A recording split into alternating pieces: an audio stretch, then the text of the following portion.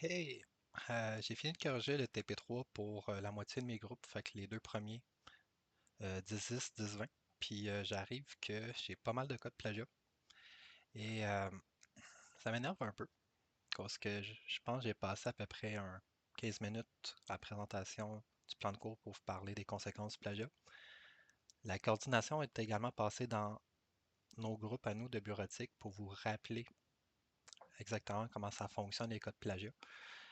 Et malgré tout, j'arrive quand même que sans chercher du plagiat, là, je n'étais même pas encore rendu à l'étape de chercher les cas de plagiat. Juste en corrigeant, je remarque que ça ressemble trop à qu'est-ce que j'ai déjà vu, puis je vois des cas de plagiat me sauter à la figure. Fait que, par exemple, un groupe, j'en ai trouvé quatre qui se sont plagiés entre eux. Un autre groupe, j'en ai trouvé deux qui se sont plagiés entre eux. Donc, sans même encore être rendu à l'étape de j'essaye de fouiller pour trouver. Puis j'imagine même pas quand je vais commencer à vraiment fouiller. Puis également avec les autres profs, on va se partager les copies, donc on va avoir un répertoire de toutes les copies, puis qu'on va faire des croisements. J'imagine même pas le nombre d'étudiants que je vais trouver qui ont plagié. Euh, bon, moi personnellement, si j'étais étudiant, j'aurais pas plagié dans bureautique. J'aurais essayé de trouver un cours plus intéressant, plus compliqué pour essayer de plagier. Mais bon, c'est le choix à certaines personnes. Je vais vous respecter dans vos choix de plagiat. Un plagiat, ça peut être autant que tu as pris le TP au complet, puis que de l'autre personne, puis que tu as changé une ligne ou deux, comme par exemple, tu as mis ton nom, mais le reste est pareil.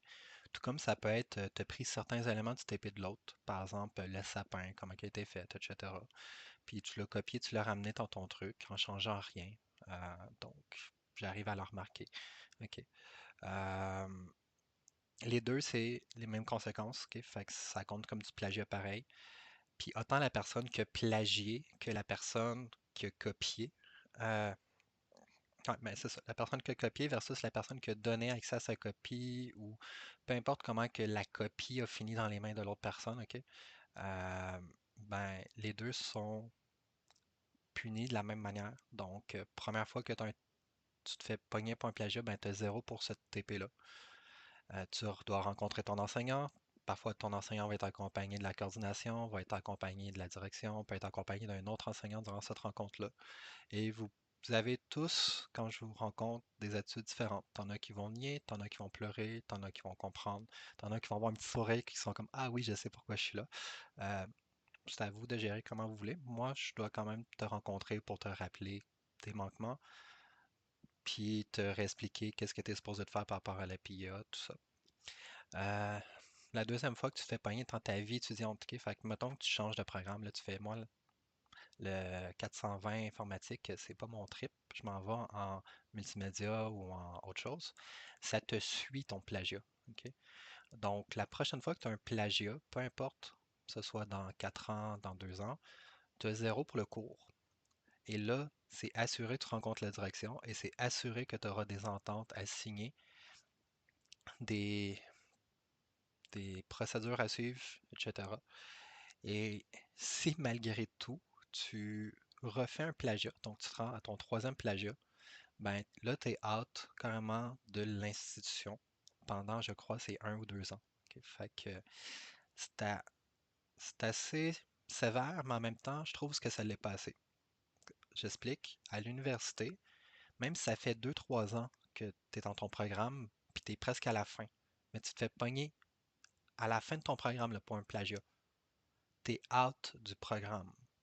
C'est même pas tu as zéro pour le cours, tu peux le reprendre. Tu es out du programme, tu as perdu 2, 3 années de ta vie pour rien à cause d'un plagiat que tu as fait. OK? Donc, je trouve qu'on est quand même très, très gentil au cégep versus à l'université.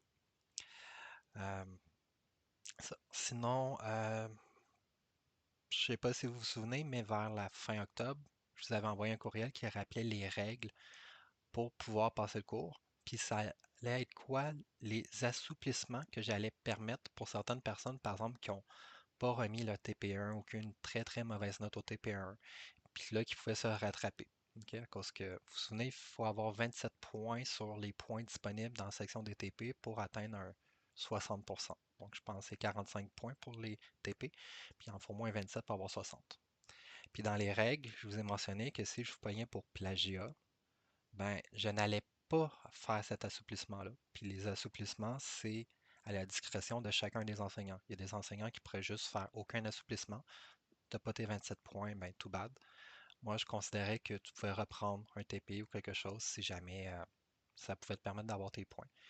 Donc, jusqu'à date, dans les 6 personnes qui sont convoquées pour plagiat, il y en a la moitié que ben, ça ne sert plus à rien techniquement de venir au cours à cause qu'ils n'auront pas les 27 points. Ok, j'ai fait les calculs, puis même s'il reste 100% dans les deux autres TP qui arrivent, ils n'auront pas les 27 points.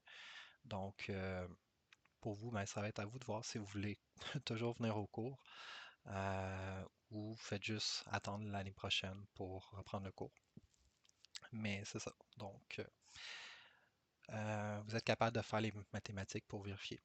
Donc, également, petit rappel, comme là, j'ai déjà donné les notes pour les deux premiers groupes. Puis les deux autres groupes, là, je suis un petit peu découragé, ça ne me tente pas de continuer aujourd'hui à faire des corrections. Mais même si je vous mets une note, je peux rétroactivement revenir en arrière. Ok? Donc, quand que je vais avoir les TP des autres collègues enseignants, puis que je vais faire des croisements, si je me rends compte qu'il y a du plagiat, ben, je revenais en arrière, vous allez être convoqué, puis il va y avoir les conséquences qui viennent avec. Donc, c'est un petit peu plate. Puis, mis à part le fait que, tu sais, certains étudiants, je me dis, bon, ok, oui, je pouvais m'attendre qu'ils plagient, puis d'autres étudiants que je suis comme, ça me surprend un peu. Euh, Moi, ça me fait perdre énormément de temps à cause qu'il faut que je rencontre chacun des étudiants individuellement. Il faut que je fasse signer des papiers par la coordination, par la direction pour que ça se ramasse dans votre dossier académique. Il faut que j'envoie des courriels, il faut que je documente le dossier. Donc, c'est beaucoup de temps que, par exemple, si j'avais pas eu ces cas de TP-là, ben, j'aurais déjà fini de corriger ces cas de plagiat-là. J'aurais déjà fini de corriger vos TP depuis quelques heures. Fait que, euh, je trouve ça plate, vraiment. Et bref, là-dessus, c'était mon petit rappel sur les plagiats. Fait que essayez d'éviter d'en faire, j'en pogne à chaque année. Et cette année, c'est pas une exception. Donc, Hakuna Matata, puis on se revoit cette semaine pour deuxième cours de tableur. Fait que, salut!